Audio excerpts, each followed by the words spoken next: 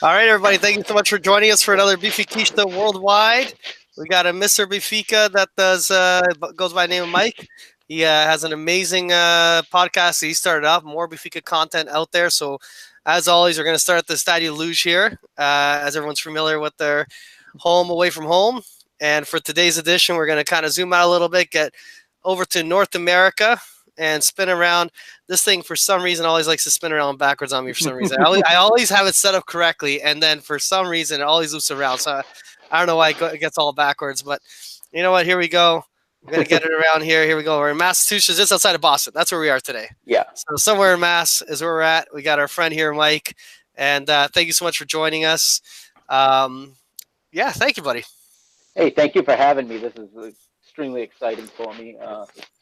Just started this project, a month and some weeks ago, so to already be getting invites, it's pretty crazy. And for us, it's always a pleasure just getting to know more Benfiquistas, kind of their background, their story. Because we all have similarities, but there's always some really unique takes that everyone has and things that make them a unique Benfiquista in their own way, right? Mm-hmm. Yeah, exactly.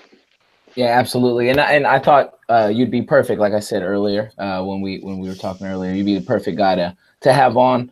Like I said, I've been checking out the podcast, MisterBenfica. It's on iTunes. Everybody go check it out. He does a really good job. The production's great. And he's I wouldn't say new to the Benfica world, but he's a new project, right? So I noticed it, looking for new content, and I thought, man, what a better person to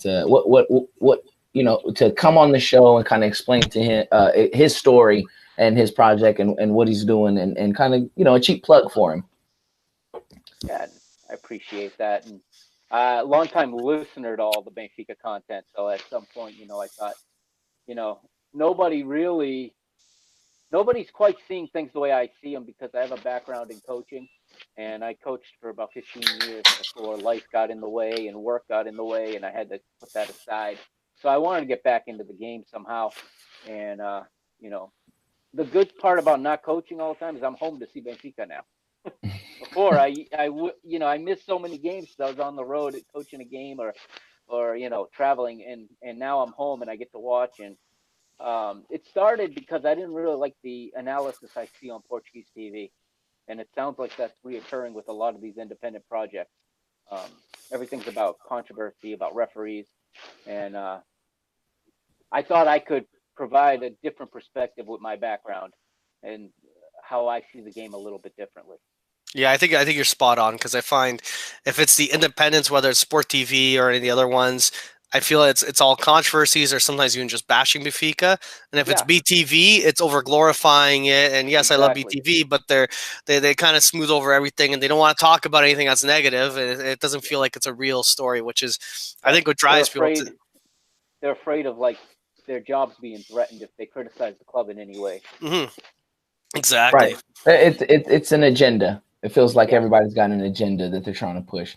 And our thing was starting our podcast was kind of an English-based podcast. There's a lot of them now, but after a game, man, I'm fired up. I want to talk. I got a lot to say. Yeah. And I don't want to hear the agenda. I don't want to hear the old man on what his thoughts were, why we got cheated, or why this happened, or why Benfica is getting held back. It's kind of the same old rhetoric, and I got tired of it myself. Yeah. So, Mike, red-blooded American, red-blooded Benfiquista, right? Kind of step us back to when you were a little kid. At what point did Benfica kind of capture you? I guess you could say for when you were younger. Well, I guess there's varying levels because I always remember Benfica being a part of my life. My father was Benfiquista, my grandfather. So I've been around it my whole life, but I think because my earliest memories are my father finding a spot in the house where the shortwave radio could get a good enough signal to listen to the game, and I got that antenna, the really fast play-by-play that they do, and that's my earliest memories. And then I went to my first game when I think I was 12. I actually went to the old Stadio de Luge, and I saw Benfica Porto in '97. And even though we lost, that was the night Mario Jardel scored that goal off his chest, and we lost 2-1. But to be in the old stadium with 100,000 people, I was hooked for life at that point. I knew this was my club. That's awesome. And you've had the opportunity to see a few more games live yourself throughout the years then? Yeah, I've gone a couple more times to the new stadium.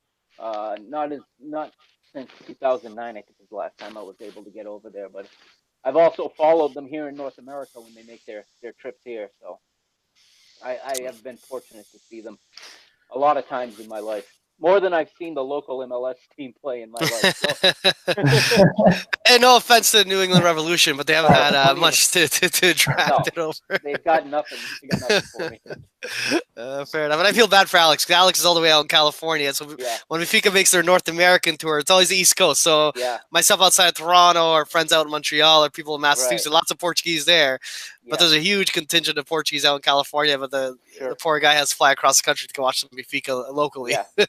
So I will if that's what happens. I'm hoping you guys get to come out this way, enjoy this beautiful weather that I'm dealing with right now. I don't want to deal with it by myself. You know what I mean? I don't want to be selfish. So you were saying you've been to the luge, the old luge, the new luge. What would you say is the is there a difference? Is there a different feel? How would you compare the old luge to the new luge now?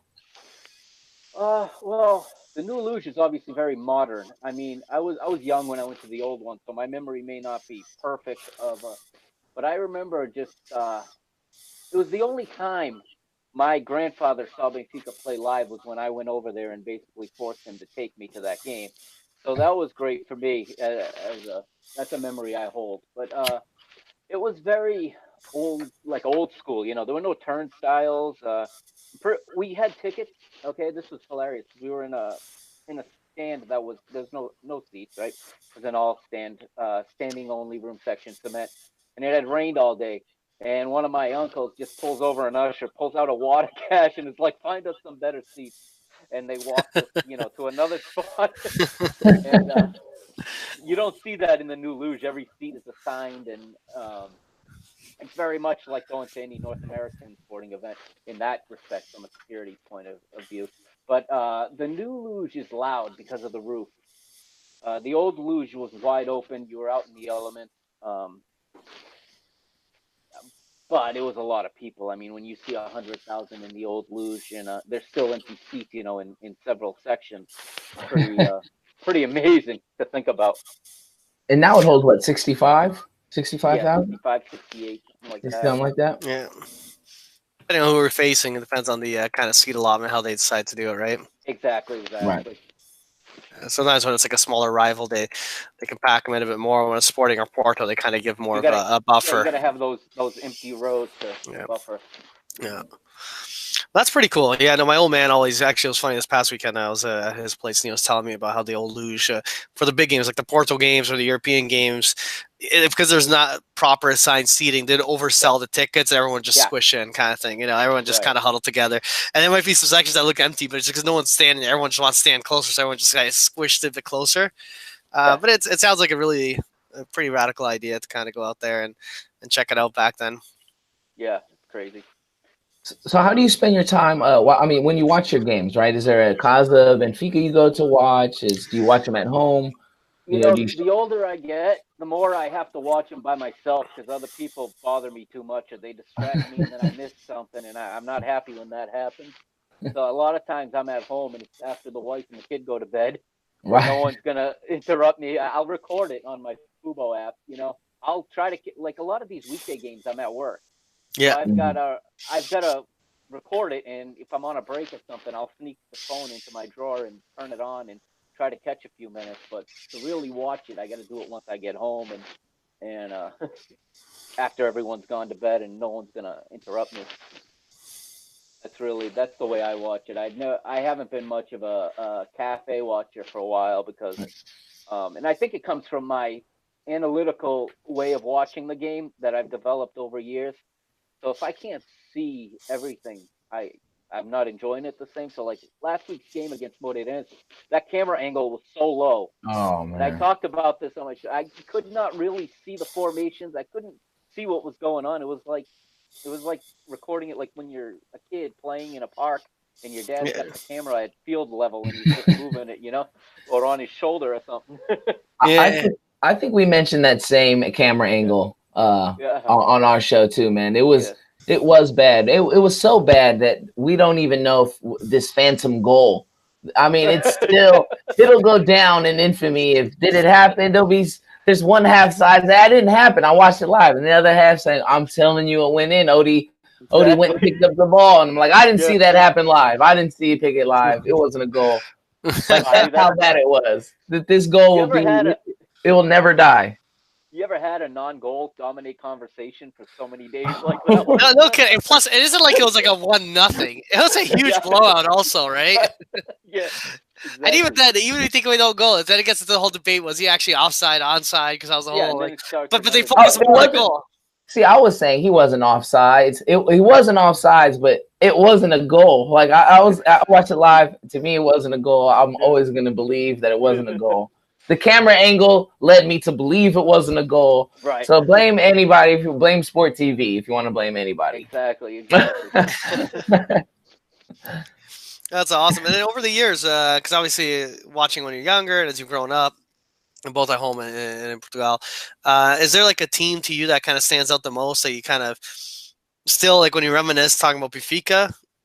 Is there like a squad you go to or a certain area you go to? Oh, well, that first championship. What was that? 09-10. That team is pretty because they broke the streak of really bad teams. George Jesus's first year. That was, and also the 2005, 04-05 team really brought me back when we had years and years of not winning. The year Trapattoni coached, and we Yeah. we took the title on the last day. You know, at away at Boavista, and having beaten Sporting the week before at home to go into first place. And I think it's the championship with the least amount of points ever, if I'm not mistaken. But uh, with those old throwback kits with the black socks, that team really has probably a place in my heart as well. Is there a player that has a place in your heart? Is there one guy? Is it I think multiple? there's two. I think there's two. Rui Costa for sure, but he played so much of his career away from Benfica, we didn't get the best Mhm. of him. And Nuno Gomes on the other hand, we got his prime years, and they were both great, ambassadors for the club and great symbols for Benfica. And I would say in my lifetime, those two probably take the uh, take the mantle of the higher rated players by me. Yeah, and you know Everyone what? else was either not here long enough or came late. You know what? I'm gonna ask. I haven't. We get that answer a lot. For me, it's the same answer. For me, it's Mm-hmm. Nuno Gomes. When I was a kid, he's the coolest. Yeah. What do you think it is about these two guys that we Benfica fans like clamor over so much? Like, what is it about these guys that make them? No doubt about it. Those are the guys. Well, I think Rui Costa, he was such a Benfiquista. So I mean, he cried when he left, and he cried when he came back and played against us, and promised to always come back, and he fulfilled it. And still late in at the end of his career, he was still at such a high level. And I think he's really the most underappreciated Portuguese like star of all time. I mean, his generation, everyone talks about Figo, and but he was just as good as Figo. He was so important. And Euro 2004, that game against that goal he scores against England is like etched in my mind forever. Where he Yeah. comes off the bench and just knew where to take the ball, and he knew how to beat those players, and he scores that rifle from outside the box. And I think his the fact that he's such a strong supporter of the club, and today he's the director of football or whatever, and he came back when he didn't need to, and he played virtually for what I believe was like a blank contract for as whatever the club wanted to pay him when he came back. He left it all for the club. And then Nuno Gomes to me was just so cool. He had the Yeah. slick back hair before anyone else did. I mean, I don't think the guy ever aged. He still looks like he's in his late 20s, early 30s, and just the goals he scored and the two he scored at Dragon that year when we beat them 2-0 up there. Plus, even before his first run with Benfica, and I remember watching on TV when we re-signed him because I think Fiorentina had been relegated or whatever, and his contract was canceled, and we had signed him, and they bring him out. If I'm not mistaken, it was like halftime of a preseason game, and all of a sudden he comes running out of the tunnel wearing a Benfica jersey and a scarf, and it's like, oh, we got our guy back. You know, Yeah. our striker's back, and just so many key goals. He could score headers. He was good with his feet. He was, I think, a really good player with his back to goal. Maybe one of the best we ever had when it comes to playing with his back to goal in the box. He really was able to do, whether it was to dish it off to find the open player or to turn and shoot. He was so good at that aspect of the game. Yeah, Nuno Gomes to me, it's funny. It's one of these guys where, and my son, his name is Rui. I love the name Rui. If I was to have a second child that was a boy, it was going to be Nuno because I love that name, and also Nuno Gomes is such a great player. The funny thing with Nuno Gomes, it isn't like he was like we look at today. We're kind of spoiled with Jonas, Cardozo. We've had a lot of these high scoring strikers at the club, and Nuno Gomes was never like that, like big scoring. I know in the when he first broke out. He scored a lot of goals for us for a few years. Then he went to Fiorentina for a bit. Then he came back, and I found when he came back, he was still scoring goals, but it wasn't that many goals. But I found when he did score a goal, they were important goals, right? And it was also the fact that he had won that European championship with the youth side for Portugal, and he was part of that golden generation. Also, he scored a big goal against England too. Yeah, and in that same game. Sorry, in 2000. In 2000, in 2000. And he was like, he was a staple on the national team. At the same time, he was a staple at Benfica, whereas like the other guys, like you're saying, Rui Costa, big contract, went out to Italy, and also the Figo, he went out. The difference with I think Rui Costa and Figo is the type of club. Rui Costa was amazing at Fiorentina, what he did, and kind of what he did in Italy for a bit of time, and also his time there. But I find with Figo going to Barcelona and Real Madrid, he got a bit more airtime, I guess you could say. But I always like to razz up Sporting Issues that when the time came, just like you said, he came back to the club, and that's kind of what makes a team special, right? The players want to come back. Like Figo never came back, man. Even when Sporting was in turmoil recently, as a director or anything, he kind of looked at it and he's like, that's a dumpster fire. I'm going to hang out. He stayed living in Italy or where the hell he is now, right? Right. And I always joke with him, like Ronaldo's never going to go back to Sporting. I can never see it. Like it's just they don't have that pull. Whereas Benfica, for some reason, they do have that pull with players. They have this like way about it, which is nice. And how many times do we hear David Luiz say he wants to still come back to Benfica one more time? Mm-hmm. And even here, like Bernardo said that. Another story. Even Bernardo said things like Bernardo Silva. Yeah. Like supposedly Bernardo Silva, Ederson, like when Benfica's playing, they sit down and watch games together. Like Ederson, he only played a tiny bit with Benfica, but he still follows the club, right? I just feel it's funny. It's something about the club sticks with players, even if they're here a little bit or long. I was gonna say, what's the hate about the club? You know what I mean? There's so much history in the club, and the team never lets you forget that, right? And I always feel like every player that plays for Benfica is always a part of history, and that's how they make their players feel. Like even for João Felix and these guys coming up, right? If they win this championship, right? If they win this, they're going to be a part of history, right? The Rui Lage, the Bruno Lage era, the takeover, the memory that a lot of Benfiquistas will have, like. That's one thing Benfica does a really good job at, I feel. And that's why I feel like it sticks so much. Like you even see Lindelof, like cut the Portuguese, you know, he took to the language like that. You know what I mean? There's guys who really not just love the club, but love the culture in Portugal and love the people of Portugal. So I think that's something to be said as well. Yeah, definitely. The support, I think, is unlike any other club. Absolutely. So thinking back in all those years that you're watching a team, you might have those players that kind of stuck out. What about the jersey? Like, was there a specific jersey that really snapped out to you? Yeah, because you know what I was going to say too, really quick before you start that. Nuno Gomes and Rui Costa got to wear the coolest jerseys ever, right? Like they played with Fiorentina during that great Fiorentina kit, and then the Benfica with the collar, and that just the pink, and then Rui Costa had the pink jersey. Like they got to wear the coolest jerseys. You remember the red one that had like the white thing down here, and then the sleeves of the Telecel jersey? I think it was the year Nuno Gomes came back. That thing was pretty. Telecel. I don't know, maybe 2000, 2001. Is that your favorite kit? I know. I think I found it here. Yeah. Give me 1 second. You know what? I'll pull it up in a second because I think I found some shop that was selling it. Give me one moment. I think doesn't Benfica shop sell those older looking kits, like 70s looking, like these debut style? Pretty cool too. The original 3-stripe, long sleeve, the white collar, long sleeve. Yeah. Yeah, here it is. I found that. It's a beautiful team, man. It's this Yeah. it is. You found it, Mario? I did. So here, give me 2 seconds. I'll pop it up on the screen here. Show anyone that's obviously watching. So there's two years in a row where they had Telesella. It was this year, and I think also that's the one I'm talking about. Yeah, it's a funky. It's a funky. Yeah, I think let's see. He said Nuno Gomes. Let's see if I got a. If we can find a minute. There's one with his name on it. Oh, there it is, right here. This one where he's like sporting it there. With the 3 stripes going through the numbers. Yeah. Look at the hair, man. I love it. Yeah, there we go. That one there. Yeah, that one. That's perfect, eh? Hey, you got the follow with the shorts.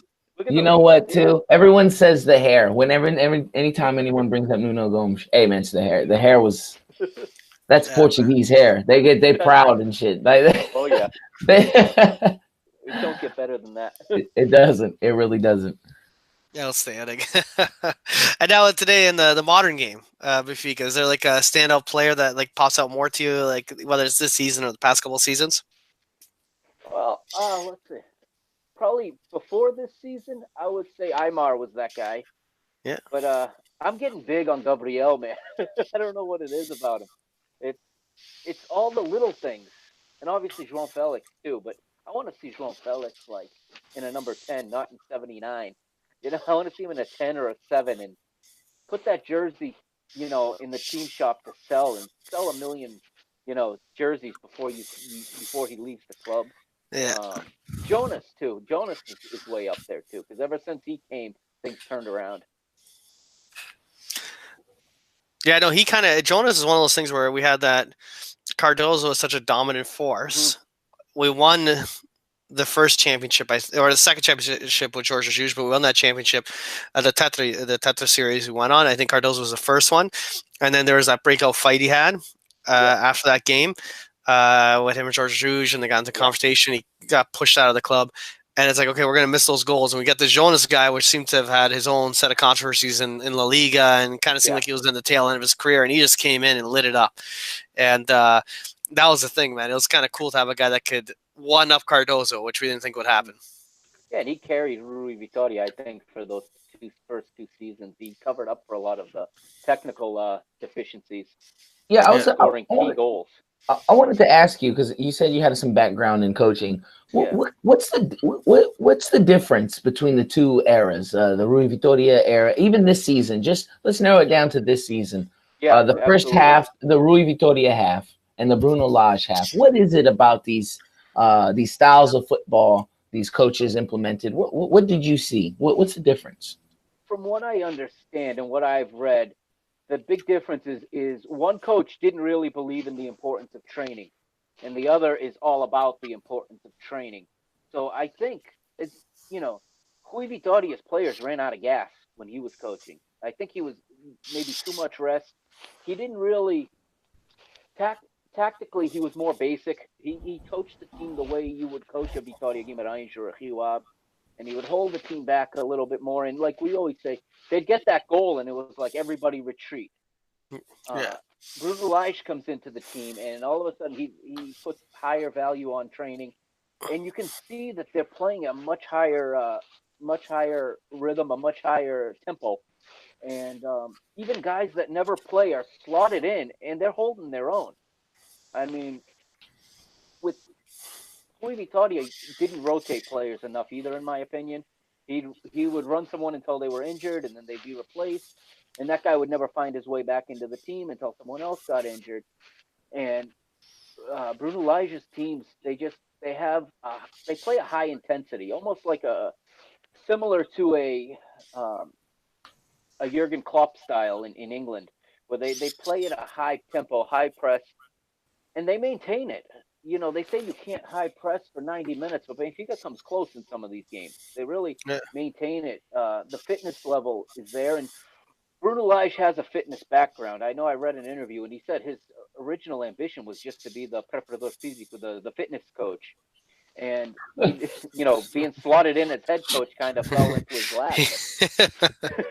But he's also a tactical, he seems like a tactical genius. I want to use that term loosely. You know, it's a heavy term to put on somebody, but he sets the team up in a 4-4-2 that he understood right away that for the players he had, he built the team based on what he had to work with rather than trying to fit what he had into the mindset that he had already established as his own. Because in the B team, he used a lot more of a 4-3-3. He took over the A team and saw that the player pool he had was not necessarily built for that type of game. He had forwards and he had wide players, so he gets more of them on the field this way. And I do think that he doesn't make the excuses that other coaches make about these games being too close together. And he said, not that long ago, having come from England from the championship where he was working with Sheffield Wednesday, it's a 46 game season. They play every 3 days all year round. He doesn't buy the notion that you need, X amount of hours off between every game in order to play optimally. He rotates the players as needed, but he gives them more freedom, it looks like, to play. It looked like under Rui Vitória, certain players were too restricted. They weren't allowed to come out of their lines, maybe. And he seems to give them more freedom. You see Pizzi and Rafa playing wide, but they're finding their way inside also. They're inter-switching with each other a lot more. And, João Felix is free to roam up front. Now that he's playing with Jonas, they're kind of figuring it out because they're very similar players. But each game, they have a better understanding of where each other is going. In the first game they played together, they were kind of making the same runs, running into the same space. But now they're kind of working together better, getting to know each other a little bit better. Yeah, and one other thing I find, and I don't know if it's an age thing or not, but Bruno Lage, we always joke about how ballsy the guy is. Yeah. he's not afraid to just no. If he goes with a game plan and it's not working well, he's already done it a few times. Okay, halftime, we're going to switch with formation, 2 extra players on, and he just will. Yeah, he's not afraid. He'll do it, and you don't see. And this isn't like I'm not trying to put Rui Vitória down. You never see it with Rui Vitória, but you don't see it with many managers. Period. No, like even in it's very rare you have a manager that's willing to do that. And I don't think it's a fair comparison. But Mourinho, and he's kind of lost his way, but early Mourinho years with Porto, Inter Milan, even when he first showed up at Chelsea, one of his biggest attributes is how ballsy he'd get, or the willingness to just switch something up completely. Right? He'd analyze the game, and that's the thing I find Bruno Lage has is he's constantly watching it. And the other thing I find, which is it's fun to watch this team right now, is that each game he catches you off guard. All of a sudden, you see starting 11. It's guys you've never seen before, right? Like and it has to be the training. He's seeing a lot of the training field, which I found Rui Vitória. Well, he won us a couple of championships. He was a creature of habit, right? He just kind of exactly. I think you're spot on. He found what worked, held to it, and until something stopped working, then he'd plug it in after the fact. Like once the tire pops. And he became predictable that way, and that's how teams started taking points off us. Whereas Bruno Lage, if something's not working, okay, we're going to try something else. Yeah. Plan A doesn't work, we're going to B. If we need to, we go to C. And he's not afraid to use the kids either, which everyone loves to see the youngsters come in. But I think he's humble enough to know he doesn't know everything. So if he makes a mistake, he's quick enough to fix it. He's not going to die on that hill of, no, this is my formation. We're going to play this way, to hell or high water. And if it doesn't work, we're going to stick with my formation. No, if something doesn't work, he makes the adjustment. And like every single game, they come out of halftime, like they score within the first 10 minutes of the second half so many times this year. And you can tell there's something he's doing in that locker room at halftime that's, one, motivating the players, and two, he's making adjustments that have found the opponent's weakness, what they're giving us, and we're exploiting it really early in the second half in almost every game. I do notice a lot more on the field managing as well from Bruno Lage. You know what I mean? Like Rui Vitória kind of just sat there with his hands on his hips, with his wondering what the hell's going on. And Bruno Lage seems to take these breaks, these opportunities. Pictures, you see it on Twitter all the time, where he's telling players where to go. That European at the halftime when all the players are sitting there and he's talking to the team, he's motivating the team, and in a couple minutes after into extra time, Fedo gets that bomb, and I attribute that a lot to Bruno Lage, the motivator that he is. I remember Rui Vitória having to sit through second halves with Rui Vitória, and it was like, oh man, here we go. Here comes the second half. We dominate the first half, second half, the wheels come off. I heard someone say it. I don't know if it was Benfica FM or if it was one of the other Portuguese language podcasts, but it was like with Rui Vitória, we feared halftime. Halftime killed whatever momentum we had, and under Bruno Lage, we look forward to it because he reorganizes everything, and we always come out strong in the second half as opposed to having lost whatever advantage we'd worked for in the first half. Yeah, that substitution for Grimaldo, Mm-hmm. Grimaldo Jonas right away. Yeah, That goes to exactly. show that it saved us. And Yeah, I wonder moving forward with the type of coach that he is, he's so unpredictable. This Europa League, how is he? How do you think he's going to move forward in it? Is he going to use these kids? Is this going to be the same rotation? Is this going to be the same opportunity and rotation that he's been using? I think for this first next round, I wouldn't be surprised to see the first leg, especially being at home, be more like the first legs we've seen in the previous two rounds. Try to, although at the same time, in the home leg, you want to get the result. It's been easy going away, play to be close enough to win it at home. Whereas now we're playing the next round at home. Um, it's I think it's going to depend to some extent on the league and where we stand because that's a week to week battle, uh, whether we're first or second, depending on the result.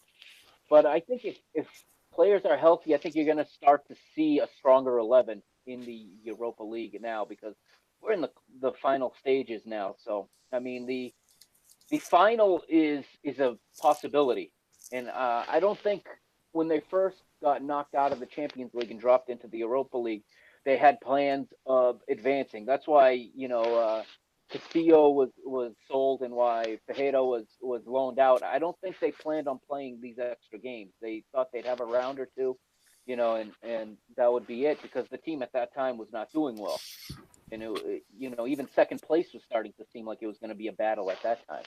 And so now as we go on, I think it's going to depend on the league because that is the primary objective.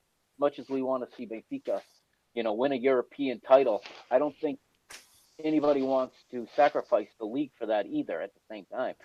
So I mean, I think it's going to be one game at a time, like he says, one training session at a time, one game at a time. What the players that are available, he'll put the best team on the field for what's available. But he had said that in the last game against Dinamo, he had two doubts. He had Grimaldo and Jonas. He knew couldn't play the whole game, so he didn't start them. He brought them in for the exact reason, in case it goes 120. He wants them there at the end and not at the beginning. So we may see him try to hold on with some of the second choice players for a half or for 60 minutes and then bring the strong team on to finish the game and try to get the result. But it's going to be an interesting round here against Frankfurt. Luka Jovic is coming back, and he'll be a good test for our young pair of center backs. Yeah, and the one thing also I find with Bruno Lage, when he came on, he wasn't the permanent manager. First of all, it was supposed to be a plug for a Right. few games. Right. Zero pressure, and he kind of had no pressure. We didn't. Again, no, you're right. No expectations about winning Europa or going far. And really, the goal. It almost seemed like the goal was like, well, just make sure we get that Champions League second spot. Yeah. Right. Second place, exactly. But as it's progressed, obviously some amazing showings in Europe. Our Liga would be Porto again, and we had a fun go at Sporting, and all of a sudden, the one thing I'm curious about, and we'll find out in a couple of months, is for the first time I think now he has real pressure because now it's like you're in the quarterfinals Europa. You get a good result, you're just a few games away from winning Benfica's first European Cup since the '60s, right? You're now tied for first, and you're there, right? So I'm hoping he can handle that pressure. I'm very impressed by the manager, but yeah, it's I wouldn't fault him to have some butterflies, but he's handling it pretty good right now. Plus, we got a tricky second leg for the Portuguese Cup coming up too. The 2-1 Yeah. lead we have, a 1-0 loss will put us out, and we always want to be in the Jamor at the end of the season, no matter what the circumstances are. Benfica wants to win the cup every year, so Exactly. That's going to be a tricky match, I think. Falling Yeah, on and it's also packed schedule midweek, and you're facing our arch rivals in their Right. stadium and they got nothing else to play for. Exactly. Really. Everything goes into this game for Sporting. Whereas for us, we want to beat Sporting, but we're also looking at the Liga the following weekend because we want to win the Liga. That's the primary item, but we want to be in the task. So he's got the month of April is going to be probably one of the most. It feels like every month we're saying it's going to be the most challenging month for different reasons, right? Yeah, but it's January. Yeah, no kidding. Ever since he came on, okay, this first month's critical because we'll see if he's our manager or not, and whether we're still in second or we fall down third. And then he did it great. And then, okay, now let's see if we can catch up some points and do well. Let's see what this guy can do. And he did it in March. So it's like, wow, well done. And now we're sitting here like into April saying, okay, we packed schedule, Europa, the task of the Liga, lots of games again. And man, he makes it through this gauntlet. He's really setting the bar high for himself. Very high. Yeah. Which is awesome. It's good. Imagine if he does it. Imagine if he does it. Jeez. Yeah. So then I don't think I can handle it. Yeah. I don't think I can handle all of this. All the pressure. That's all the pressure. Yeah, my heart. I'm nervous for the next match we have. I'm not even thinking about Monday. Yeah. Not even thinking about Monday. So how much you like in terms of looking forward? How much you think either for Bruno Lage or even the club as a whole or players, like you look at young guys like João Felix getting the attention they're doing, and also Bruno Lage now having a full contract with Benfica. What do you look at when you start looking into the future? Like you go into next season. What do you think is going to be happening? Well, I hope that this nucleus gets kept together. I know we're not going to keep every single piece, but I hope that the nucleus, the spine of the team, gets kept together. It's the only way we're going to get competitive in Europe, in the Champions League. We undersell too many players, in my opinion, over the past 5 years. We could have kept a lot of guys longer. I think Renato Sanchez is the biggest example of that. I think had he stayed at Benfica another season or two, he would have, kept elevating that level as opposed to, really falling. And he's working hard to try to get back. But once you fall out with the team, it's so hard to work your way back in. I'm hoping to see, that center back pairing stay together. I know that Ruben Dias is rumored, with Juventus and I want to see him and Ferro really play together for a couple of seasons. I think that's going to be the center back pairing for the Portuguese national team for the next decade also. And I don't want to see Florentino go too early. I'm very, very worried about that when I see teams wanting to make offers for him. He's very young. He's only got 5 or 6 first division games under his belt, if that. Jedson's very young still, so much upside. It's too soon to give up on him. João Felix is going to be hard to keep, but I want the Gabriels, the Rafas, the Pizzi's. I think we're going to keep those guys. I think they're at an age where they're not really that attractive to the foreign clubs, as an investment. But to us, they're still very important. They're very good players. Yeah. Because they're not 22 years old, 23 years old, they're not the same type of attractive prospects that, a younger player would be. Right. What do you think about a guy like Jota? João Felix came in the same age. His impact was immediate. I guess he just inserted himself a lot more smoothly. He was able to just attack more. Jota comes in kind of, I don't know, magic feet. He got fast feet. He got dancing feet. He likes to come in and put on a show. Do you think? What do you think about the player? Do you think he can get it together? Bruno Lage got to rein him in a little bit. I think we're asking a lot of him as he's really still a junior. He's on the B team, but in reality, he's still registered as a junior player. Mm-hmm. Because of João Felix, we're expecting Jota to be at the same place, and people grow differently. Players mature differently. Some hit the scene young as 17, 18-year-olds, and they're burnt out at 25. They're just an average player, whereas others, hit that peak later in their careers. So I think what the difference is, João Felix mentally is more advanced. He's and what I mean by that is he is a more mature, smarter player. He understands when to be simple, when he can play with the ball. He does very simple body movements, like his goal against Moreirense. What I was impressed with was the way he put his body in the correct position to shoot that. We see a lot of forwards just whack at that ball, right? Or just take the first touch in the wrong direction, and then the defender cuts it off. You get a powerful forward, like, say, a Marega at Porto. He's not going to open his hips that way and do just the perfect little touch to put the ball right into his stride so that he can then easily tuck it into the goal. He's going to try to hammer that by the goalie. And I think João Felix has that little bit of ginga, that little bit of intelligence that very few players have, and he's way beyond his years, whereas I think Jota is still learning that. Jota's been able, playing in his own age group up until this season, to get by on his skills, on his tricks. Not putting him in the same category, but a lot like Cristiano Ronaldo at 18 years old was a kind of a one-trick pony, and his dribbles were really all he had at that time, right? And he's evolved into what we see today. And I think Jota, first of all, his body, he's still going to grow. He's young, and you can see he's not fully matured yet, and he's still going to grow into a physical specimen. But I think he's also going to, with more experience playing in both in the second division and the first division, playing against adults, he's going to learn how the game is so much faster at this level, and he can't do all the tricks. He doesn't have the same time. He's going to learn to play with his head up a little bit more, look less for the trick, and look more for the the teammate making the diagonal run. And sometimes your teammate is opening space for you that you have to exploit with a fast burst and not with necessarily 3 or 4 step overs. So I think he's learning. I think it may take him a little longer, but say next season, he gets slotted into the starting lineup after 10, 15 starts, you'll see a much different mental game from him as he gets more and more experience. I think what he's doing now is adjusting from the youth game to the adult game, and now also from the second division to the first division. So it's like 2 adjustments in the first season. It's been a real fast ascent for him. Yeah, and also it's funny when you watch a B team game and you have so many youth players on that B team. You look at Jota; he's very impressive on what he's doing on the B team, and he seems like he's one of those players on the team. When he popped up for the senior team, he looks more like a kid, and that's the reality. It's just the physique of the body, and you're right. You can even look at I think Ronaldo, even though he's an extreme of a human being, how he's built today.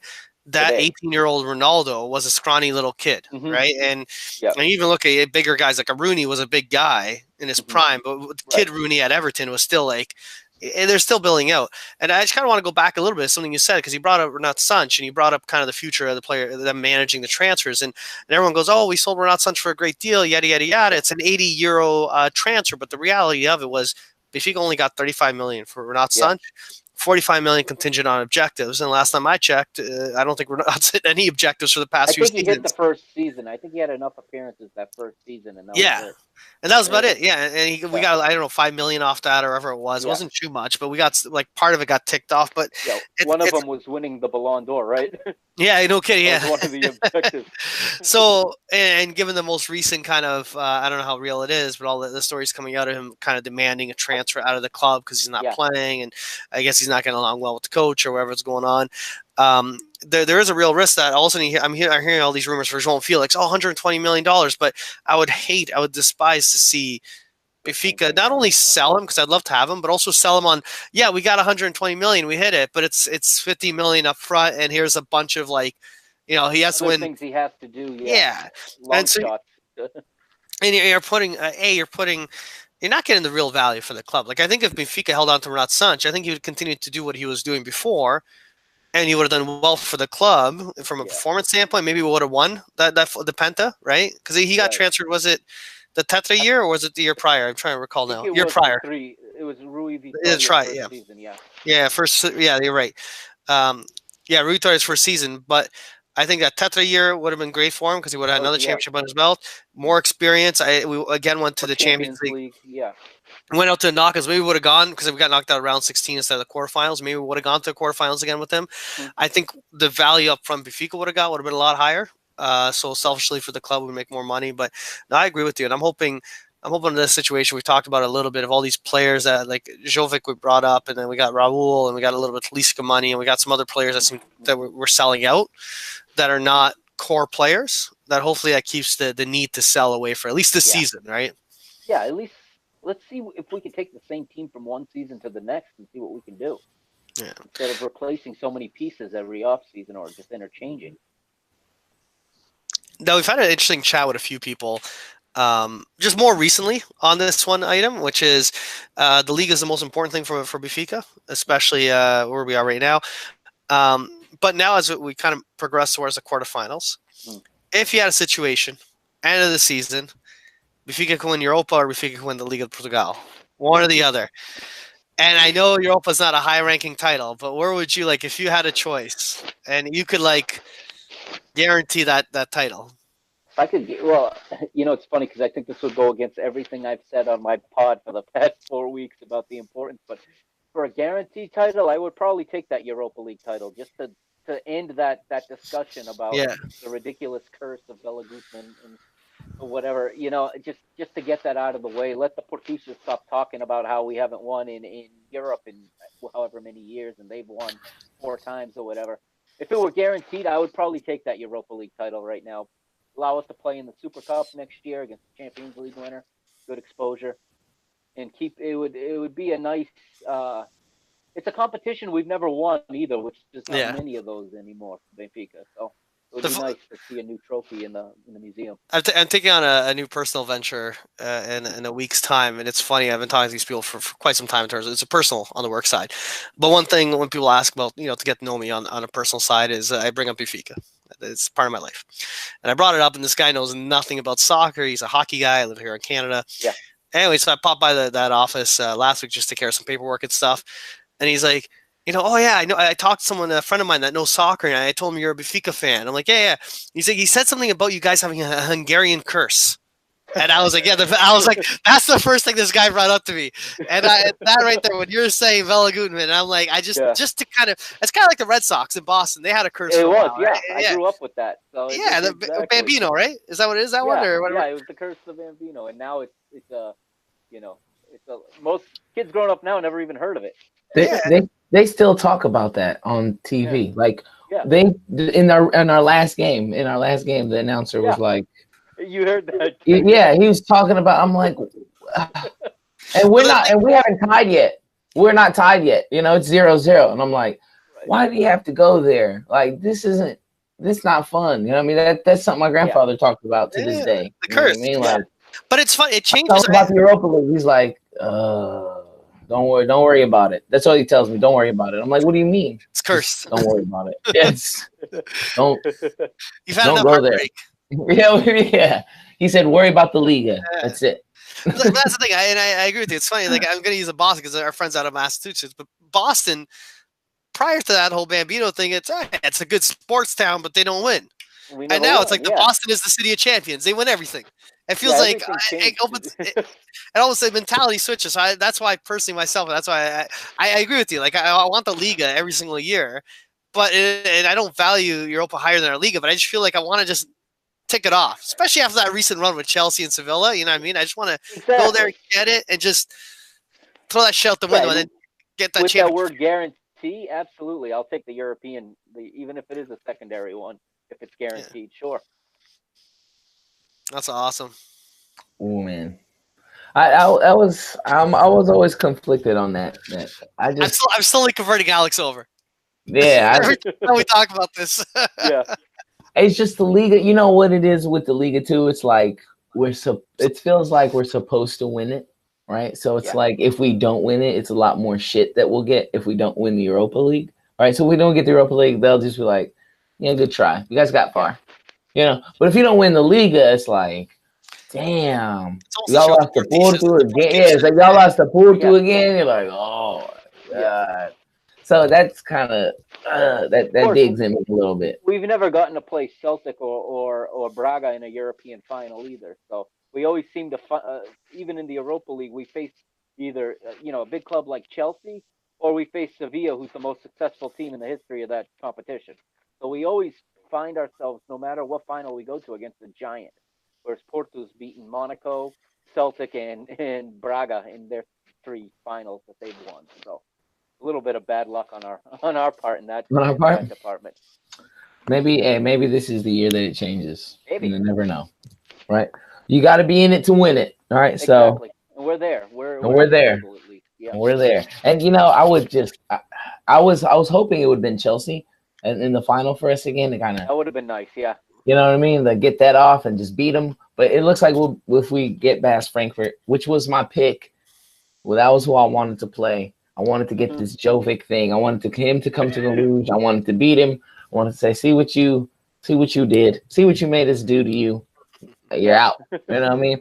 And now we're gonna collect some money. Not only do we out you, but now we're gonna collect some money on the back end after the season. Exactly. So, Exactly. really give them the ultimate. We shouldn't have done that. It is from my old man. He always does say that thing in terms of when Benfica goes to the knockouts of Europe.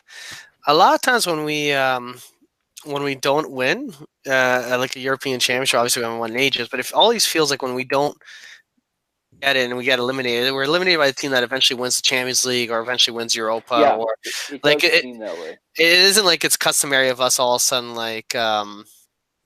Yeah, I know what you mean. Like it always is like it isn't like we're getting like a Monaco in the final of the Champions League, No. like Porto did, right? Yeah. I know it Hey, was Who else has played a pre team Rich like that in the Monaco. final? Yeah. hey Mario, Exactly. earlier. Who else had that kind of luck? Yeah. Oh, not us. No. Hey Mario, earlier you said you went over and you talked to this guy about he brought up the curse. Yeah. Mike, I want to ask you if you met somebody who never heard of Benfica, right? Didn't know, right? Didn't know soccer, didn't know anything like that. And they asked you to tell them why you like them, you know, what is it about Benfica? Like explain to them like they were five, basically. What would you tell them about Benfica? Well, it's the biggest symbol there is, I think, of Portuguese people is Benfica, in my opinion. Where the biggest club or the biggest organization of people in Portugal is Benfiquistas. Probably the most unifying thing there is in especially those of us living abroad out here. It connects us back home so strongly, much more than language, than food, than music. Benfica, it's an even stronger connection. It's for me the biggest club in the world, obviously, because this is the only club I follow this closely. But it's I don't want to say a religion, but it's as close as you can get without using that word, I would say. Yeah. Yeah. Definitely agree. And it's like I said earlier, the history of Benfica, right? And I think to me, I agree. They're the biggest club in the world to me. They got the most paid socios of any club, the most championships just in general, like just in general, just overall of any club, most domestic, right, of any club. They're the biggest thing to me, and the stories. I think me as a Benfica fan, I think I grew up off like just stories, a lot of just stories that my grandfather told me about Eusebio and those teams of the past and the times he used to listen to on the radio at home, the first time he went to the luge, you know, things like that. I think Benfica fans, it's deeper than just Ronaldo played for Real Madrid, so I like them. Exactly. Yeah. You know, It but doesn't when you're matter who they Portuguese see in for those California, Alpha players. Yeah. when you're Portuguese in California, they just assume that you like Ronaldo. Real Madrid. Yeah. It's not how that works. It's not how that works. Yeah. You know, just because, you know, I could find a Barcelona jersey doesn't mean I'm going to wear one. You know what I mean? Right. I think it's the history. Is that how you grew up on them initially? Oh, for It was sure. just stories?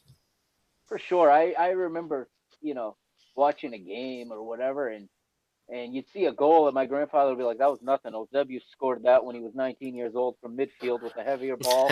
And it was like, just the stories, like you said, that I would hear of games in the 50s and 60s. And like I said, my grandfather never went to the stadium. He knows this from the radio. And somehow he's got a vision. He had a vision in his mind of what happened that he's telling me. It's something he knows. And the thought of not being able to see them play and to just go off an audio play by play, you know, it's baffling because now, like I said, we got our smartphone. I can log in and watch them play at the office. I can watch them play, wherever. I can pull into a McDonald's, get on the Wi-Fi, and catch the end of the game. And back then, they're playing with the antenna, trying to trying to get the signal to come in. And they're reading newspapers, that are 3 days old and following the team that way. But yeah, the stories are great. And like now with BTV, I mean, the best stuff they have, I think, is like the Vitórias and Patrimonio, and they show the old stuff so that we can experience it too. What the club was before we were even here.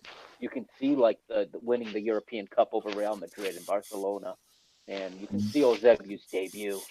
And even in the 80s, those trips to the European finals, and and you can watch the perfect season. I was 82, 83, something like that, where they didn't lose a single game in the league. Um, yeah, with BTV and now the museum, like they've brought back so much of that rich history for all of us. Not just to experience for ourselves, but I have a 3-year-old son, and I can't wait to take him to the Luge someday and show him all those trophies in the museum and have him experience the experience of being at a Benfica game live for himself. Because Absolutely. it's just something you pass on. It's stronger than any North American sports connection, in my opinion.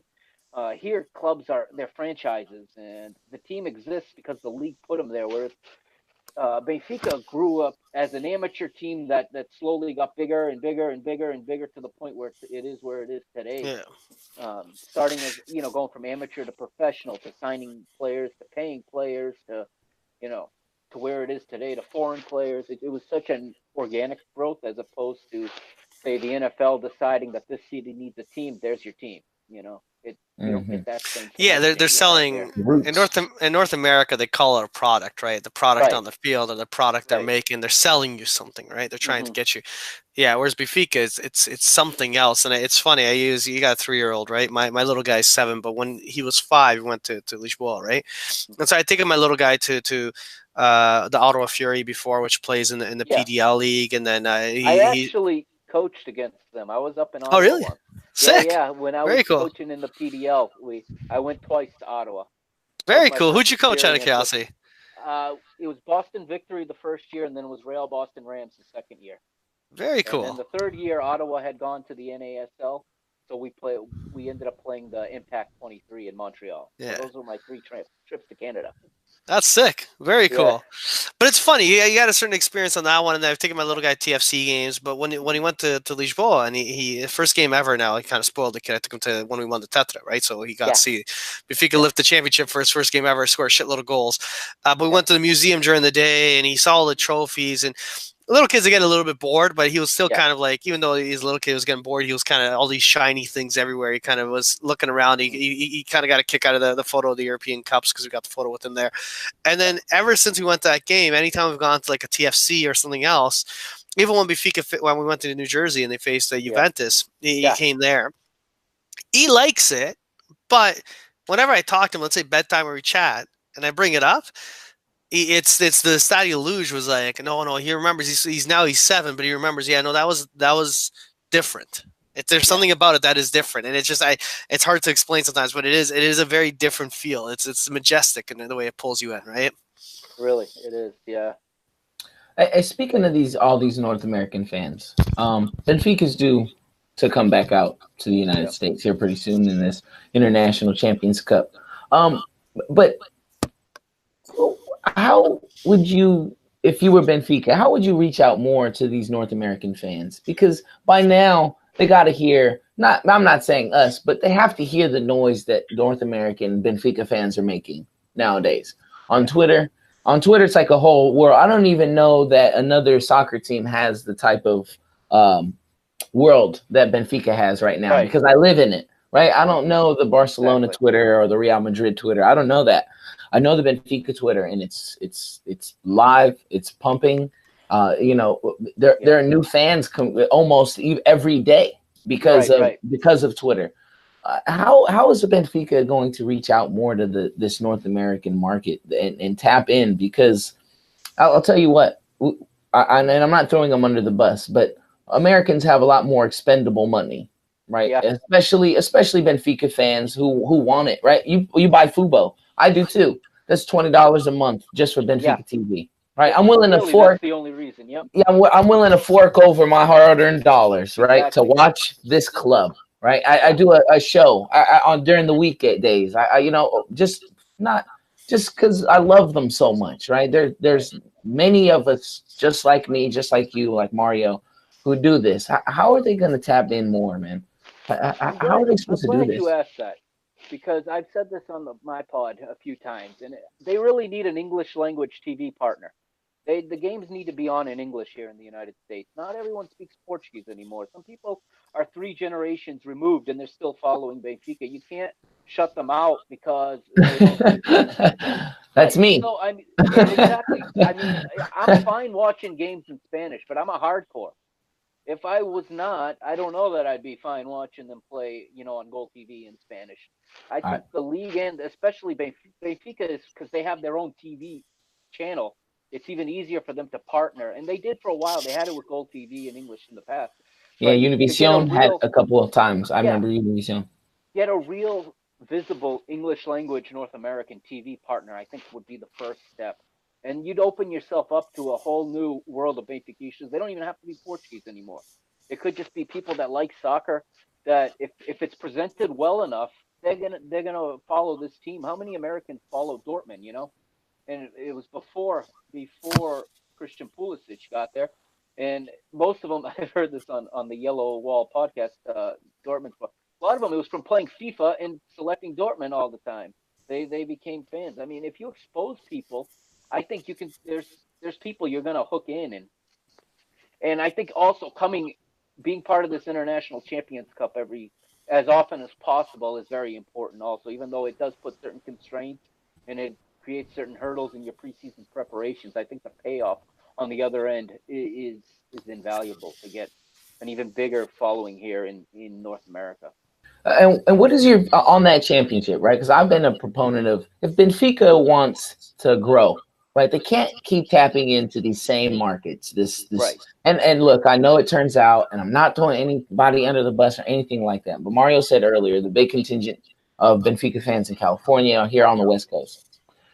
Is it smart for Benfica to just keep tapping into that Canadian, New Jersey, East Coast, Massachusetts market? I mean, to just keep at it, and not take on a team like Manchester United and let's say California, Los Angeles, make fans, right? Go there, beat them, right? Go there, put on a good showing, right? Put on your 11 for a little bit, get a good showing on, win a game against a bigger club.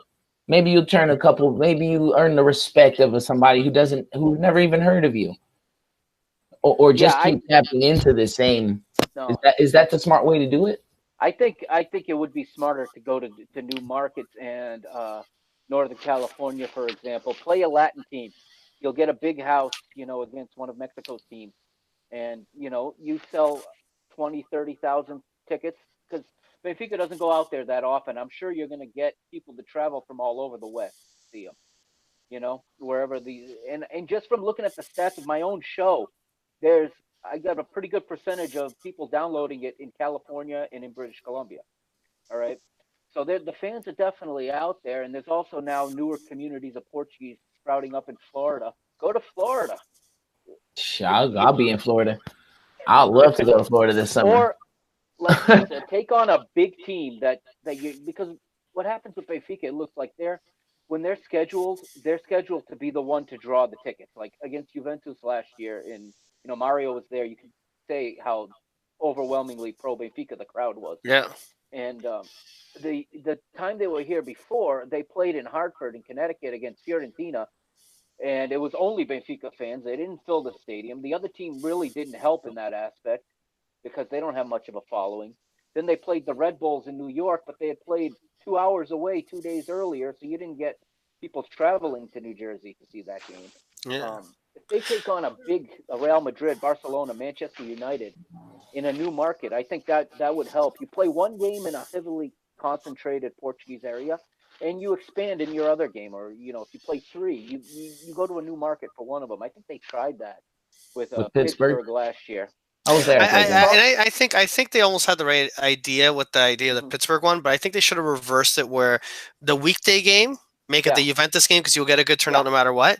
And the Pittsburgh, because it was a few days prior on a Wednesday, I think it was, it was harder to get people out. Whereas for me, I was going to the game, but I was going to the weekend game. Now I would pretty much look at a weekday game also, but I found the weekend game is the one that will draw quite a bit. And I know we're trying, like in Toronto here, we've had, in recent history, we've had Benfica lots of times in Toronto, but in recent history, we've had the three main teams we've had was PSG last time, and it was all Benfiquistas in the crowd. PSG does They not have have no following. They got no They have following. all the And money in the world, but no following. yeah, they had a few of them that came out, and I'll be honest, it's Yeah. going to sound like a dick comment. We had a lot of Indian guys that are looking for a new team to support, and they're a Exactly. money team, and that's how Yeah. City and other build ups. But it was all Benfiquistas with a few scatterings of these new PSG fans, but there was like gaps in the stadium. Prior to that, Panathinaikos, there was like no Greeks that came out, even though we got a lot of Greek population here. And then we had Celtic. Celtic, we got a lot of Scots. We had a decent turnout, but still, it was all Benfica. It's kind of like the Juventus game where we had some Italians, but it was still a Benfica core, right? Yeah. And I find the ICC, there's a huge opportunity with, use Benfica to pull people, and I'm okay with them doing maybe a weaker, like a Dortmund. I'm not saying Dortmund's weak, but Dortmund doesn't pull as much. But you got to be smart with it, right? If you're going to do Benfica Dortmund, do it in California, where there's lots of Benfica people, or do it in Massachusetts or in Jersey. You do Chivas, Benfica in San Jose, or in Levi Sold out, Stadium. yeah. Listen, I'm telling you. America, my girlfriend is Chivas. Their family's Chivas. I'm telling you, I've already told them, like, hey, there's a possibility, it can happen. Tickets are already sold. They're like, no. Right. And I was like, you're not going to be very happy. We're going to tap that ass. I just want you to know. You're not going to be happy, but you got to keep me safe. All right. Because I'm loud. I'm going to be in there loud singing. I remember at that Pittsburgh game, because that's the one I went to. It fell on my birthday. It's the only reason I didn't go to New Jersey was I was like, watch them on my birthday. Like, it doesn't get better than that. Doesn't get better than that, right? I got the PZ salute. I met Rico. Like, it was the greatest day of all time. You know what I mean? Got his autograph. It was the greatest. But if I'm an example of somebody who's willing to travel from, look, Portugal, that's a lot farther, and I'm gonna do that. That's on my list. That's happening soon. But I'm willing to fly across the country that I live in to watch this club. You know what I mean? And I think, that's why I asked earlier, tap into this North American market. Look, our money is a lot more. We have a lot more expendable dollars, right? We're willing to pay this, pay that, get jerseys shipped from England, from Portugal. This is how I get my gear, right? So I'm paying tax on it. The thought that now that they don't have this yet, it is mind-boggling to me, and that's why I was wondering, like, how is Benfica going to do this? Is this ICC? Is this the first and second step? Right? They did it last year. They built it a little bit, putting their feet in the water. This isn't the first ICC that they've been in, though. No. They played PSG. They played America in Mexico, which was terrible. Right. Which was terrible. If you're gonna play them, I guess, but in Mexico, you're not gonna get any Benfica fans. Right. You're not gonna get any Benfica fans. You just did it for them. You did it for them. They played the Eusebio Cup that year in Monterrey, and the home team was pissed that it was Benfica that was brought in for that game, and not. They were expecting Barcelona or Real Madrid or something like that, right? For that game, and it was like, and then they put the Eusebio Cup game there, and and there's no way anyone can get to those games to support the team. Very hard to get, to get to Mexico to support. So are these the first steps? Is this Benfica saying, okay, we want to reach out to these North American markets? Because if we're gonna be who we all think we are, right? Because I think we're the biggest club, but sometimes you got to act like it, right? Yeah. Sometimes you got to be the man. You got to beat the man, or join them, right? Or just join the man. Some of Benfica's business decisions make no sense, and they got to be in the ICC. Vieira is a businessman. He is, and it's boggling sometimes, mind-boggling sometimes. Some of the decisions they make, and it's not just the entire league. I mean, they schedule games 8 days out from the game. That's when they set the time. I mean, and then switch it. In the Azores, how would people had planned flights to arrive Friday night and the game's over? Like, how are you going to do that? It's like, it's extremely. You can say what you want about MLS, but if I want to go on the road this season and see my team play in October, I already know what time the game is. I can get a flight, I can get a hotel, I can get a rental car. It's all set. That schedule was made back in January, and they stick to it. In Portugal, they're announcing game times 8 days before the game. It's like very amateur. Yeah, also ticket sales come out last second also.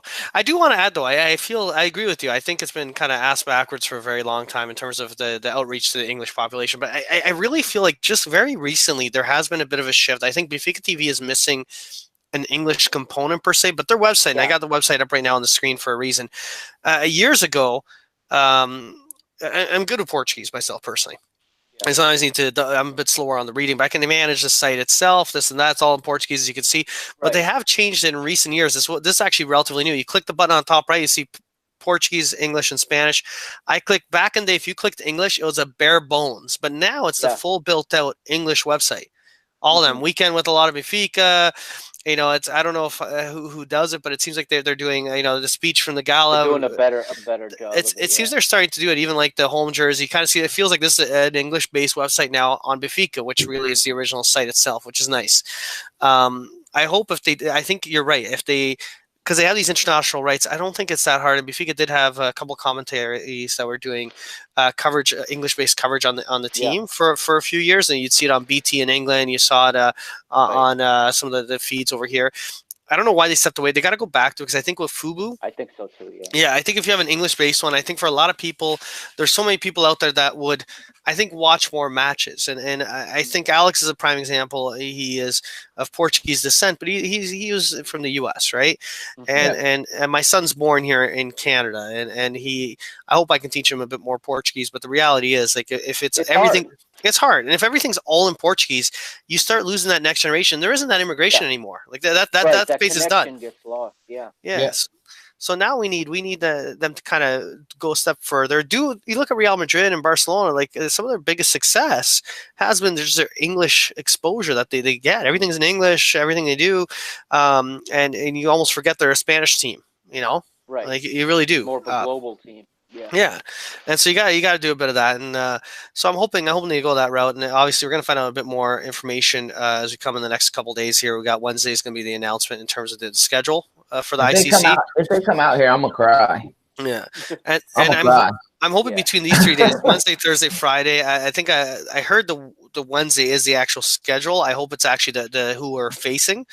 That's gonna be Right. perfect, and so hopefully we'll get an idea what that looks like, and if Benfica keeps making more of that earnest effort to get out to these spots and kind of also cover more of the English base, I think you'll get more fans. Because if Alex has a buddy, like I got a friend, I joke about this, but I got a friend out in Ottawa. I worked with this guy in Toronto for several years. We became very tight. English hockey guy, like he's a Yeah. Canadian guy, pure nice guy ever. Ottawa Sens is his team, and myself, I don't have a particular hockey team. And he was like, "Hey, you cheer for the Sens this year. I'll cheer for your Benfica." And so me and him watch Benfica games together. We watch some Sens games together when we go That's for cool. beers back in the day, right? Yeah. But he lives out in BC. When he first moved out there, he still would make the odd comment on Benfica with me, right? Now it's been a few years. It stopped. Because the guy doesn't know a word of Portuguese. He doesn't have any Portuguese communities on him. It was the odd chat. Now, if I chat with them, let's say once in a blue moon, it's like, "Oh, how's your team doing?" Like but there was a moment there. If they're broadcasting in English, that guy would have kept watching. Because he does not search for stuff in Portuguese, it dropped off, right? There's a fan right there. They almost had. He actually bought a scarf, right? And it's still kind of his team, but it's faded. Like I think if they have more of that English presence, you know too what it is too. Like we love our club so much that people around us, like if they come out here, like I know people that have never watched Benfica who like Benfica just because I like Benfica. Because they like Alex. Yeah, because they like me. Yeah, they're like, like, damn, this guy really like. I'm at work, like sick, like, my stomach. Like you gotta go. I'm like, nah, I'm just nervous. Like Benfica's playing today. Like I'm not sick. I'm worried, right? Like it's infectious. It really is. Benfica is so infectious. It's something that has completely taken over my life. Like I tell my girlfriend all the time, like that's my mistress. Like Benfica is my mistress. You know what I mean? Like I'll never ever cheat on you, but Benfica, like, I would. That's the one that gets us in hot waters every so often, right? Yeah, all the time. All the time. So you're always on your phone. I'm like, I'm checking the score. They're not playing. Exactly. I'm watching old highlights. I miss them. I'm watching Morien's highlights. I'm trying to see if that goal went in. Exactly. I want to see if this shit went in. So I want to do I want to do another shout out for Mike's show. He started recently, back in February it was, right? So he's got a bunch of episodes up on the docket there. So if you go on iTunes, you look up for Mr. Benfica, you'll be able to find it. You'll recognize the logo pretty damn quick. But also available on Stitcher, Google Play, what else? There's Spotify. Spotify, pretty much anywhere. Yeah, and that's one area for Available anywhere. we kind of mainly focus on the YouTube. We kind of played a tiny bit with the YouTube, or not the YouTube, the Stitcher Radio and iTunes, and we got to get back on it. But we've kind of decided that this year we just want to do a pure this format. Next year we'll kind of expand a bit more. But there's a lot of content on there, and obviously you want to look up his. And if he's new on Twitter also. I got his handle here at MisterBenfica. He joined just a couple months ago, or just a few months ago. Benfica Mister. For some reason, Twitter put it in that way. Yeah, at Benfica Mister. Yes, you're right. Right. So yeah, make sure you add him right there and give him a good follow. Give him a check. He's got already some great followers. I see Timo and Alfredo there. Those are two people I know there. Alfredo's a big inspiration for me. When I heard him and Cristiano do that show, I right away said, "Why can't I do this?" But it took me 2 years to actually sit down and make it happen. But I'm very grateful for all the coverage they've given, the last couple of years. Yeah. And the one thing, and I've known those guys for a long time, met them a few times face to face, and early on, in the early days, I popped on once in a while on their show, and the one thing I got to give a credit to, and you're kind of seeing yourself now also, there's a lot of Benfica happening all the time. You kind of end up doing a lot of these shows. You kind of see week after week after week, and the challenge that Alfredo had, and he overcame it, is just the consistency, right? To constantly come in week in and week out, and it's tough. And it's funny, but I really appreciate what they do, what you're doing, what the girls are doing with the Jaguars. Yeah, they're great too. Yeah, and very good.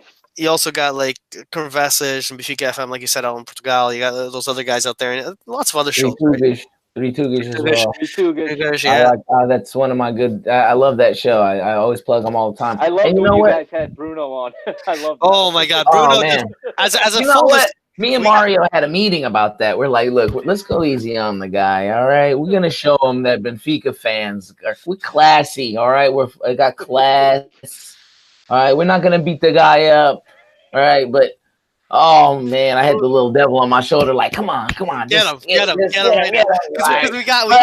already won. I'm like, you know what I mean? Let's keep it civil, right? We're not here to bash nobody. We got give him credit for being actually coming out.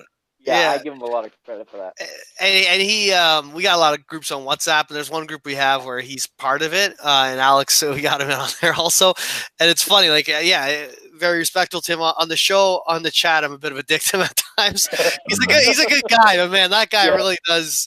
He gives it hard, so you got to give it hard back, right? But that's kind of what makes. He is the National Enquirer of Portuguese Benfica pod. He calls all the conspiracies and shit like that. He is the tabloid queen for sure. Oh my God. There's no doubt about it. But listen, I found your show, bro, on a whim. Like I said, because I'm always looking for Benfica content. I always just want to hear Benfica. I want to use whatever it is, right? I'm like brushing up on my Portuguese just so I can listen to Portuguese podcasts about Benfica, right? Like that's how deep I'm getting into the rabbit hole. And I swear, man, I just went on iTunes. I looked up Benfica, and your pod, it just popped up, bro. It really did. I didn't even notice, and I listened to it. I liked it right away. It's nice to hear all these different point of views. I don't like to be the fan who thinks that I'm right all the time. Right? And if you've seen our show, and I know you have, to give us a great shout on one of your episodes, and I really appreciated it.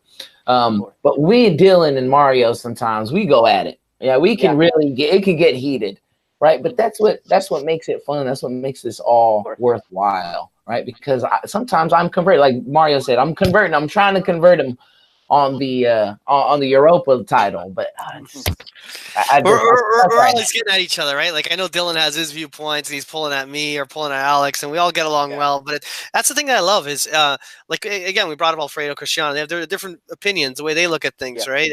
And no one's ever wrong, no one's ever right. It's just a different way of looking at it, and everyone comes from. Sometimes it gets heated, and sometimes things with Twitter get taken out of context, things of sort. But at the end of the day, everyone loves each other's. They love the club. They love what they're doing, and it's great. It's always good, right? So, anything else you'd want to add before we wrap it up? No, I'm grateful for the support I've got from everybody. I mean, from you guys, from Azagias, from Alfredo messaged me personally, said he'd heard a little bit of it and he wanted me to keep up the good work. It's been a very warm welcome to this community of Benfica content creators, and I'm having a blast. Like I said, I thought about doing this for a long time, and really I wasn't going to do this till next season, but I say when I have more time, but you're never going to have more time. You got to make time to do the things that you want to do in life, and this is something I've wanted to do. And then with Bruno Lage coming in, and I mean, here's a coach that I just want to talk about nonstop. So I said I'm going to do after that Sporting game. I said that I'm going to do this. I had like I said, I had a coworker who used the Anchor app. I'm using it right now. I'm hoping to get a better production type of program going forward. But I was originally going to have a whole different format. It wasn't even going to be Benfica related. I thought there was enough of that already. But then I started just practicing talking. So I started recording myself. And after I listened to it a little bit, I said, ah, shit, why not just put it out there for everyone else to listen? Maybe they'll like it. If they don't, I'll just keep doing it for myself. And, right in the first episode, I had a great reception from everybody, great reaction. So I'm hooked now. And it's funny. tough to be consistent. But It is funny. I think that's how a lot of them start, because I remember like Alfredo's early ones, right? Like you Yeah. just want to talk about Benfica, and he just started recording them, and he kind of it's changed. The format's changed over the years, but it's just through experience, right? And then for Alex, Dylan, and myself, we just kind of had a little side chat, shot the shit, and Alex and Dylan brought me into it, and they're like, "Hey, do you want to just go and record something?" And we kind of chatted. It's a funny. Oh my god, I don't even know. It's still up there. The first one we decided to just chat about it, but we're basically doing this, not recording, drinking for about 2 straight hours, shooting the shit, laughing, and then they said, "Ah, fuck it, let's do this. Fuck it, it's live." And we just did it, right. and it just went from there. And it's like, and then there was a game like a few days later. You want to do that game? I was, let's do this again. And we're like, we made these wisecracks. Oh, maybe we'll get 2 people that watch, right? You know what I mean? I give you guys a lot of credit for doing it the way you guys do it, the live right after the game. I do it a week later, so I've had a chance to watch this game 3 times if I'm lucky. Like the Porto game, I watched 3 or 4 times to break down the way I did. So the fact that you guys can get on right after the game and it's the emotion is still in you, so it's really entertaining to see it that way. My schedule is tougher, so I can't do it with anybody else because I'm available late on Friday night to do it. So I decided I would do a solo format, and it's worked for me so far. So absolutely, like I said, I'm really happy with the interest in it. I didn't realize I was going to get this kind of interest right off the bat. I expected 2 or 3 people, maybe my mom and my wife, to listen to it, and that was about it. My wife would listen to it on mute, but right. but my girl gets the thumb up too. She just the thumbs up for. Yeah. Did you listen? That thumbs up. Yeah. So it's been a lot of fun. But you guys are also a big reference for me. When I can't see the game as well as I can, I do watch your show. I go on what you guys say, and it gives me a starting point to get onto my points to talk about. Especially in the Europa League weeknight games, I rely on you guys. So thank you also. Yeah, absolutely. I think you guys do. You know what? That I appreciate that a lot, because I think that's what the whole point was for us. Was like, because when the game ends, I want it right away. Like, let's do it right away. Everyone's doing the podcast and it comes out later and all that. And you get that kind of like that tame emotion where you're not so like flustered. Like sometimes I get on the podcast, I'm exhausted. I'm just like beaten up. I'm bruised and battered. I'm like, I got bandages on. They're like, are you okay? I'm Especially like, after that Porto game, right? Oh my God. I was so drunk. I was so drunk on that episode. I was drunk. Yeah, some of them, if you don't right afterwards, like, we're half like, you guys had a great show. I was like, what? When? I was like, what are you talking about? The Porto show. I was like, oh, yeah, it was a good show. I remember that.